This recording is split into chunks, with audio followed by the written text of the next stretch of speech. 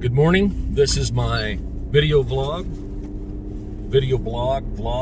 for October 23rd, 2019. I'm your host, Thad Linton. Great. That's just great. I've got the red light on a turn lane, and the sun is right in my eyes, and usually I can wait for the person in front of me to go. That's not going to be that bad. It's just the sun's right in my eyes. Anyway, what I'm going to talk about today. Let's talk about marriage and making a good marriage. The Lord, the Holy Spirit, put a friend of mine, who was really an acquaintance. I don't know him that well, but I know him well enough. He attended some Bible studies with me, and he was there, and he actually went through what's called a lamplighter weekend. It's a Curcio weekend created by the Catholic Church in the 1940s. And since the 1940s, it has blossomed into several different names, several different types of retreats, Christian retreats. And this friend of mine went through such a retreat and was moved. I've seen that particular weekend cause convicted felons, leaders of gangs inside prison, to literally lay down their prison patch, lay down their gang affiliation patch, and put a cross around their neck, and accept Jesus and work at living a Christian lifestyle as a result of going through that particular Curcio weekend. Other names that it has is Walk to Emmaus, Tres Dias de Colores. The Great Banquet is also another name that it uses, but this particular weekend was called Lamplighter. Inside the Catholic Church, I believe it's called Christ Renews His Parish. So that'll just give you an idea of what type of weekend it is, what type of weekend retreat it is. So this man's name kept coming up in my mind all day long. It just, boom, right there it was. Boom, right there it was. Boom, right there it was. There's his name. So at the end of the day, I'm like, hey, and I'm not going to drop his name, but hey, what's going on? Your name just keeps popping up in my head all day long. Are you okay? Texted him. And he texts back a few minutes later. He says, it's kind of funny that you would ask, but no, my life's not okay. My wife and I are not getting along at all. Okay, so he elaborated a little bit in text messaging, and I said, I'm pretty sure I know why why the Holy Spirit has put you on my mind. It's because Debbie and I, we clash. We've been married for 20 years. By the grace of God, we've been married for 20 years because we are two totally different people, completely opposite of each other. Opposites attract, and man, you can't get any more opposite than you can with me and Debbie. That's pretty opposite. So I've left her twice in our 20 years. I've left the relationship twice. And the last time I left, I took my wedding ring off. I took the ring off my finger. And I was probably 15, 20 feet from her. And as I was walking off the property, I took that wedding ring and I threw it right at her.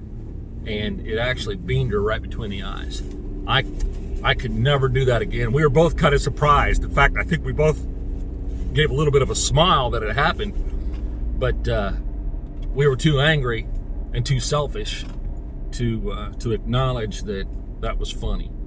So, but the Lord spoke to me that night. My conscience got the better of me, and I wound up walking home early in the morning. I probably walked a good 5 miles home that night, and Debbie had been waiting up all night long for me, praying that I returned. So it's a good thing.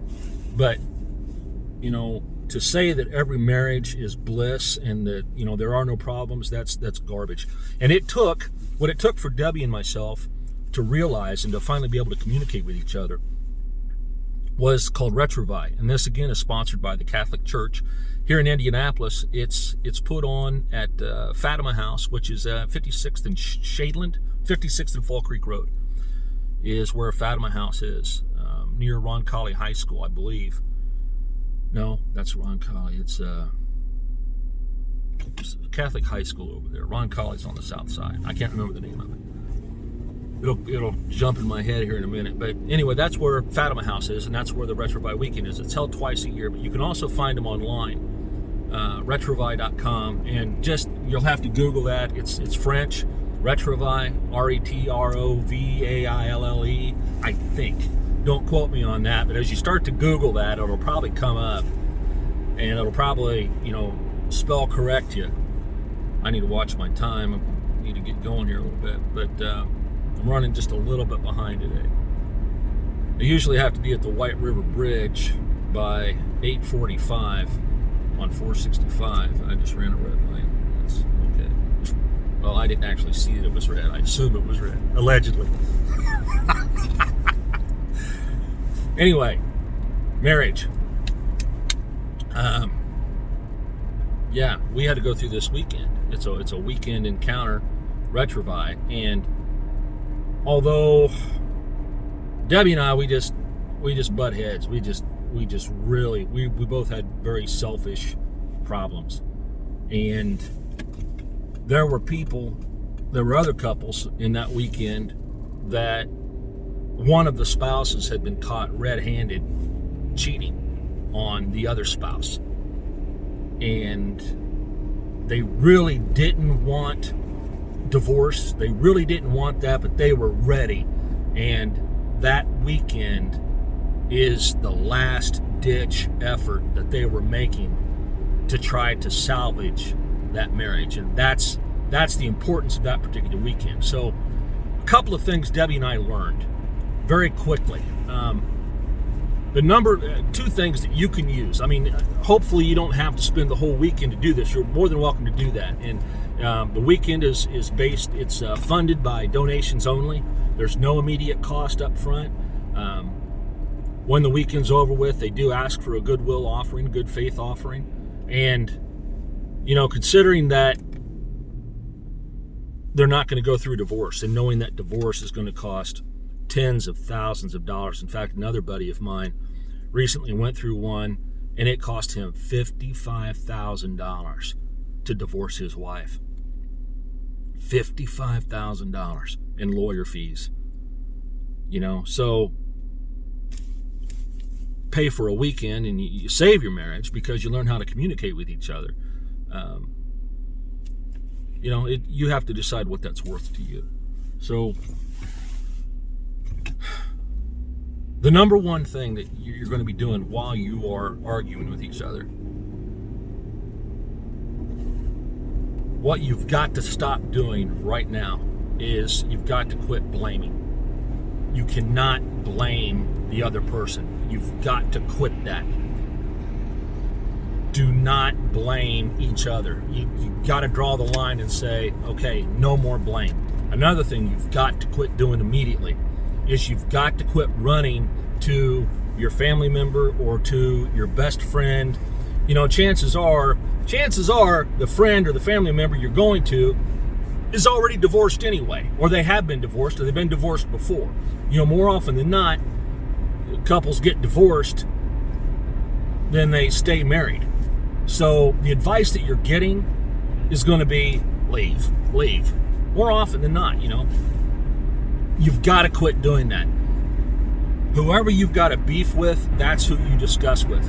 And by going behind that person's back, that's the same thing as gossiping. And you don't want to gossip. So 2 things that you want to do immediately is you have to agree to stop taking your problems with your spouse and going to a third party. Both of you. have to stop doing that. The other thing that you have to absolutely quit is blaming the other person. Okay? Instead of blaming the other person, you're learning how to communicate here. So this is all you're doing. This isn't a magic wand. We're not made to learn how to communicate. Men and women aren't. We're just different. So to communicate with each other, 40, okay, I'm getting a little over time here. All you're doing is you're saying, I feel. That's what you want to do. That's the approach you want to take, is I feel. And as you start to talk about this, I feel, you never want to say, you make me feel this particular way. You never want to say, well, you make me feel, or this person makes me feel. You always start the discussion out with, I feel. You want to use adjectives. You want to use a lot of adjectives that you think that your spouse is going to identify with. I feel a color. I feel a scene in nature. I feel a certain type of weather. I feel when this happens, I feel. When this happens, I feel. It can be a type of sandpaper. It's just, what you're doing is you're putting your emotions into an adjective that your spouse is going to be able to identify with. And that's what you're trying to do. So, to start out, also, you don't want to do this verbally. You have to pick out an hour that you're willing to do this. You have to pick out 30 minutes that you're willing to set aside to do this. But you want to take a topic, a certain topic, which you can get on retrovi.com. They have those available. You pick a topic to talk about, and you journal. You journal for 15 minutes, and you answer that particular topic, and you use all of those different adjectives for your answer. You take 15 minutes or 30 minutes or however long it suggests that you do that for, and you spend that time writing. When the timer's up, you take the next time increment and you read your spouse's reply. Okay? You don't comment on it. You don't argue about it. You're trying to figure out how your spouse feels about that particular question. Once that's done, maybe you can move on to another question. Okay? The whole process is you're starting to communicate. Eventually, you get to the point where you quit writing and you can talk about how you feel. I feel this way. When this happens to me, I feel this way. And both spouses will be trained to sit and listen. Guys, a lot of times, and I had to learn this the hard way, women don't want to be fixed. You can't fix them. They don't want to be fixed in the first place. They just want us to listen. Hear them out. Listen to them. That's all we have to do. We don't have to answer them. We don't have to fix them. They just want us to listen to them. And that's very important in a marriage, is that you listen. So now, when Debbie and I have been arguing, or I'm pushing Debbie's buttons, or I'm feeling particularly squirrely, and I'm starting to put her on edge, and I'm making her upset, she'll say, Thad, we need to talk. I want you to put your phone down, step away from the computer, whatever you're doing. We need to talk. I want you to look at me and listen to me. Okay. I'm what? You've got my attention. And as soon as she says, I feel, or when this situation happens, I feel, I know, wow, okay, somewhere I've goofed up big time. I've really done her in. So I listen. I know that it's time to listen. It's time to get serious. And Debbie attempts to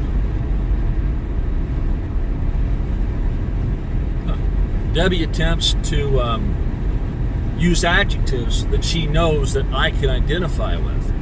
And usually it's a problem that she's talked about before, that I've goofed up on again. and she sets it into practice. But hopefully, and I'm going to wrap this up, I'm right at 15 minutes, but hopefully that's a situation that you guys can learn to communicate on. And that's all you're trying to do, is you're trying to learn how to communicate with each other. And I think you'll find that once you learn how to communicate with each other, you're going to fall in love with the person that you originally met. You're going to fall in love all over again. You know, there's a reason that you got married in the first place. You fell in love with something in that individual. And that's another thing they do at the Retrobuy weekend. The very first thing they have you do, they go around with people in the room, and they have you tell everybody in there why you fell in love with your spouse. You verbally tell why you fell in love with your spouse, and you remember that all throughout that weekend. It helps you remember. So anyway, that's pretty well it in a nutshell. And marriage, it's a tough row to hoe. It really is. It's not made for everybody, but it honors God when we do stay married. That definitely honors God. So I promote marriage. I promote you to stay married. Don't do what the world tells you to do and leave, because that's just a vicious cycle. I personally know people who are on their 4th and 5th marriage, and it's like, what's the sense in getting married? If you're on your 4th or 5th one, I don't understand. What's the sense in being married, you know? But anyway, that's my opinion. So I'm done.